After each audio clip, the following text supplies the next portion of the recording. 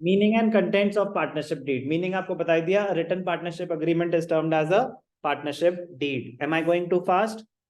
यही बहुत ही जनरल बातें हैं, जनरल बातें हैं, समझ आ रहा है ना मैं क्या बोल रहा हूँ? प्लीज।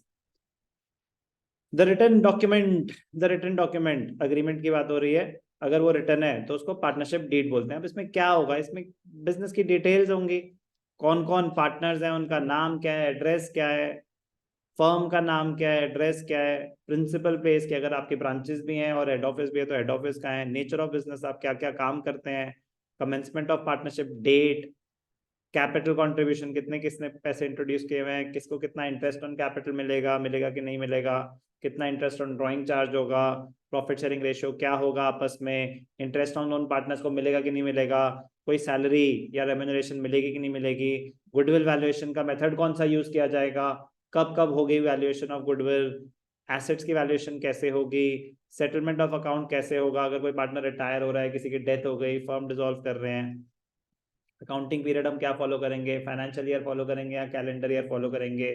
फाइनेंशियल ईयर होता है 1 अप्रैल टू 31 मार्च, कैलेंडर ईयर होता है 1 जनवरी टू 31। राइट्स एंड ड्यूटीज क्या होंगी, कैलेंडर ईयर फाइनेंशियल ईयर पता है? पता है, कैलेंडर ईयर होता है जनवरी टू दिसंबर, फाइनेंशियल ईयर होता है अप्रैल टू मार्च। फर्म की अपनी मर्जी होती है, इंडिया में नॉर्मली सब फाइनेंशियल ईयर फॉलो करते हैं। ड्यूरेशन ऑफ पार्टनरशिप क्या होगी, इंपॉर्टेंट है इसमें, duration of partnership, the period of partnership whether it is for कि मतलब हमें कोई प्रोजेक्ट मिला, हमने कहा ये प्रोजेक्ट खत्म करेंगे, पार्टनरशिप बंद। और it may be at will.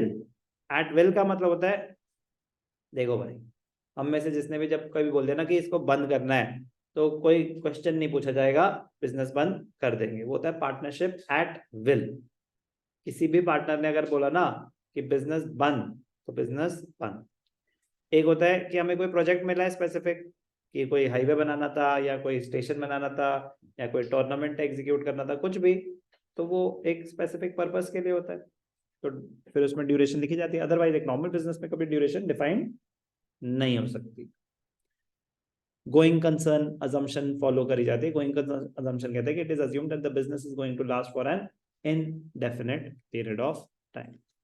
Bank account operation, death of a partner important है, whether the firm will continue or dissolve on the death of a partner। अगर कुछ स्पेसिफिक इंस्ट्रक्शन नहीं है तो डेथ पे बिजनेस डिसॉल्व कर दिया जाता है। Settlement of disputes, disputes if any among the partners, how they shall be settled.